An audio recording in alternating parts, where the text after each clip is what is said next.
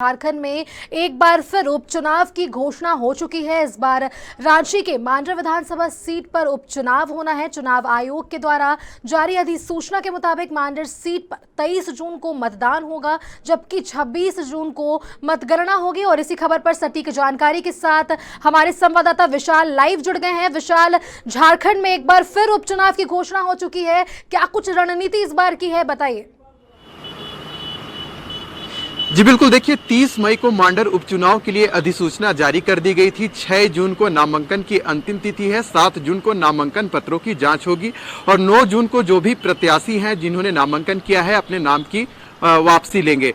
दूसरी सबसे बड़ी बात है कि 23 जून को मांडर में उपचुनाव होना है और 26 को मतगणना होगा। अगर हम पॉलिटिकल सिनेरियो की बात करें सुस्मिता, तो देखिए बीजेपी की ओर से गंगोत्री कुजूर को प्रत्याशी बनाया गया है। वहीं कांग्रेस की अगर हम बात करें तो बंधु तिर्की की जो बेटी है शिल्पी नेहा तिर्की, उनको प्रत्याशी बनाया गया है।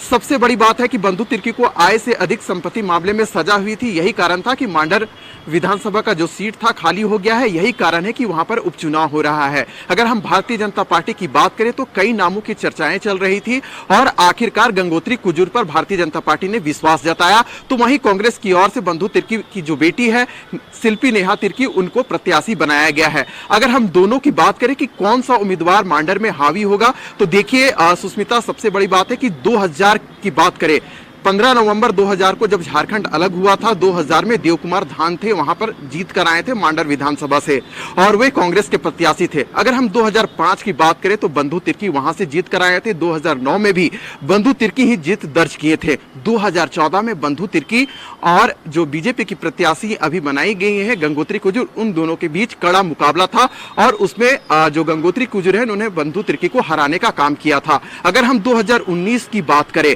तो उस समय बीजेपी की ओर से देव कुमार धान को बनाया गया था और बंधु तिर्की उस समय चुनावी मैदान पर थे और बंधु तिर्की ने देव कुमार धान, जो कि बीजेपी के प्रत्याशी थे, उन्हें हराने का काम किया था। देखिए, जब हमने गंगोत्री कुजूर से बात किया तो उन्होंने बताया कि 2014 में मैंने बंधु तिर्की को हराने का काम किया था। आपको बता दें सुस्मिता कि जो मांडर विधानसभा क्षेत्र है, ऐसा माना जाता है कि बंधु तिर्की का वहां जो वर्चस्व है काफी ज्यादा है। यही कारण रहा कि उन्होंने वहां पर 2005 में और 2019 में चुनाव जीतकर आया था। अगर हम बात करें बीजेपी की क्या रणनीति रहेगी, तो देखिए गंगोत्री कुजूर लगातार वहां पर अपना प्रचार प्रसार कर रही हैं। मांडर उपचुनाव की जब घोषणा नहीं भी हुई थी तब भी वहां जाकर विभिन्न क्षेत्रों में जाकर, जो मांडर विधानसभा का क्षेत्र पड़ता है, वहां पर जाकर भारतीय जनता पार्टी का प्रचार प्रसार किया करती थी। तो देखिए 2014 की अगर बात करें तो यही गंगोत्री कुजूर ने बंधु तिर्की को हराने का काम किया था। अब फिर से मांडर में विधानसभा उपचुनाव हो रहा है और ऐसे में गंगोत्री कुजूर और बंधु तिर्की की जो बेटी है शिल्पी नेहा तिर्की एक बार फिर मैदान में है। देखिए, अगर हम झारखंड की बात करें तो 3 उपचुनाव हो चुका था। अगर हम मधुपुर की बात करें, दुमका की बात करें, बेरमो की बात करें, तो देखिए सुस्मिता, बेरमो में जब उपचुनाव हुआ तो जो राजेंद्र सिंह के बेटे थे अनूप सिंह, वहां से जीत कर आए, उनको सहानुभूति जो वोट है वो मिला था। वहीं जो हाजी हुसैन के बेटे हैं वहां से जीत कर आए थे हफीजुल अंसारी, उनको भी अपने पिता का जो सहानुभूति वोट है वो प्राप्त हुआ था। तो इस बार देखिए बंधु तिर्की आय से अधिक संपत्ति मामले में उनको सजा हुई है और उनकी बेटी इस बार चुनावी मैदान में है। तो इस बार ऐसा कयास लगाया जा रहा है, क्योंकि मांडर विधानसभा क्षेत्र में बंधु तिर्की की अच्छी पकड़ है, तो ऐसा कयास लगाया जा रहा है कि इस बार जो सीट है हो सकता है कांग्रेस की झोली में जाए। लेकिन भारतीय जनता पार्टी, देखिए आपको बता दें कि 5 जून को धरती आबा बिरसा मुंडा महा आदिवासी रैली का आयोजन करना, और जिस प्रकार से भारतीय जनता पार्टी के जो बड़े बड़े नेता हैं लगातार उन क्षेत्रों में जा रहे हैं, तो इस बार जो चुनावी जो मुकाबला देखा जा रहा है सुस्मिता, काफी कड़ा देखा जा रहा है। सबसे बड़ी बात है कि इसी जो गंगोत्री कुजूर थी, उन्होंने ही बंधु तिर्की को हराने का काम किया था। तो इस बार देखिए जो चुनावी जो मांडर विधानसभा की अगर हम बात करें तो काफी कड़ा सीट माना जा रहा है, क्योंकि बीजेपी भी हर वह कोशिश कर रही है जिससे कि विधानसभा, जो मांडर विधानसभा का सीट है, की झोली में चला जाए। और भारतीय जनता पार्टी लगातार रणनीति बना रही है। बूथ स्तर पर जो बीजेपी के कार्यकर्ता हैं लगातार काम कर रहे हैं। ये तो आने वाला समय ही बताएगा। जब 23 जून को वहां पर मतदान होगा, 26 जून को जब मतगणना होगी, तो ये देखने वाली बात होगी कि मांडर विधानसभा का जो सीट है इस बार भारतीय जनता पार्टी की झोली में जाती है या कांग्रेस की झोली में। हाँ, अगर हम बात करें मौजूदा परिस्थिति को लेकर, परिदृश्य को लेकर, तो भारतीय जनता पार्टी पुरजोर कोशिश कर रही है कि इस बार यह सीट उनकी झोली में चला जाए। वहीं कांग्रेस को जेएमएम का समर्थन प्राप्त हो चुका है, क्योंकि सुप्रियो भट्टाचार्य जो जेएमएम के केंद्रीय महासचिव हैं, उन्होंने पहले ही कहा था कि राज्यसभा का प्रत्याशी जेएमएम की ओर से होगा और जब मांडर में उपचुनाव होगा तो जेएमएम भरपूर कांग्रेस की मदद करेगी, वहीं आरजेडी भी कांग्रेस को मदद करेगी। तो देखिए, ये अभी राज्य में गठबंधन की सरकार है और गठबंधन दल मिलकर जो मांडर विधानसभा में उपचुनाव हो रहा है उसमें बंधु तिर्की की जो बेटी प्रत्याशी बनाई गई है कांग्रेस की ओर से, शिल्पी नेहा तिर्की, तो उनको भरपूर मदद करेंगे ही करेंगे। वहीं भारतीय जनता पार्टी के जो कार्यकर्ता हैं अभी से चुनावी प्रचार प्रसार में लग गए हैं। अब ये तो आने वाला समय ही बताएगा कि मांडर विधानसभा उपचुनाव में पलड़ा किसका भारी रहता है। जी सुष्मिता। विशाल, वहीं अगर हम मांडर उपचुनाव की बात कर ले तो मांडर उपचुनाव में अपना भाग्य आजमाने वाले उम्मीदवारों के पास 6 जून तक नामांकन का ही मौका मिलेगा क्या? जी बिल्कुल, देखिए आज नामांकन की अंतिम तिथि है। मैंने पहले भी आपको बताया कि 30 मई को अधिसूचना जारी कर दी गई थी। 6 जून आज अंतिम तिथि है नामांकन को लेकर। 7 जून को नामांकन पत्रों की जांच होगी, 9 जून को नाम वापसी लिए जाएंगे, 23 जून को वहां पर मतदान होना है और 26 जून को वहां पर मतगणना होगा। ये तो बात रही तिथियों की। अगर हम बात करें मौजूदा परिदृश्य को लेकर तो देखिए सुष्मिता, जो अभी जो चुनावी मैदान जिस प्रकार से तैयार किए जा रहे हैं, अगर भारतीय जनता पार्टी की बात करें या हम कांग्रेस की बात करें या जेएमएम की बात करें, तो देखिए गठबंधन दल ने अपना प्रत्याशी दे ही दिया है।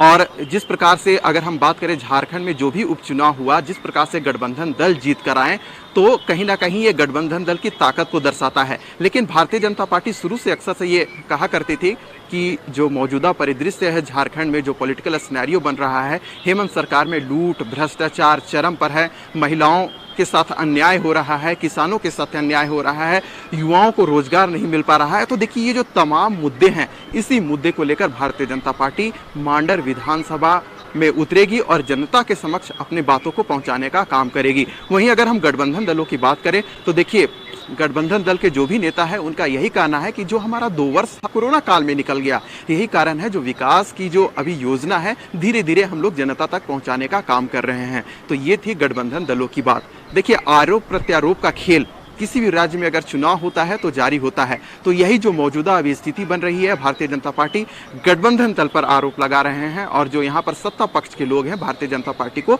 पर लगातार निशाना साध रही है। देखिए, गठबंधन दलों का यही कहना है कि जब से झारखंड राज्य बना हुआ है, सबसे लंबे समय तक इस राज्य में भारतीय जनता पार्टी ने शासन किया, लेकिन जो विकास की गति है, जो विकास की रथ है, अभी भी सुदूर इलाकों में भारतीय जनता पार्टी ने नहीं पहुंचाया। मौजूदा समय में हमारी सरकार है और हम निरंतर जनता की सेवा में लगे हुए हैं। आने वाला समय में गठबंधन दल बेहतर काम करेगा, ऐसा कहना है गठबंधन दल के बड़े नेताओं का। अगर हम कांग्रेस की बात करें, आरजेडी की बात करें, जेएमएम की बात करें, तो देखिए, ये जो आरोप प्रत्यारोप का खेल है राजनीतिक दुनिया में चलती रहती है। लेकिन मांडर उपचुनाव की अगर हम बात करें, क्योंकि हमारा आज का टॉपिक ही है मांडर उपचुनाव में जीत किसकी होगी, तो देखिए सुष्मिता, मांडर उपचुनाव में वाकई में भारतीय जनता पार्टी अपने ओर से पूरी कोशिश कर रही है, तो वहीं गठबंधन दल अपनी ओर से पूरी कोशिश कर रही है।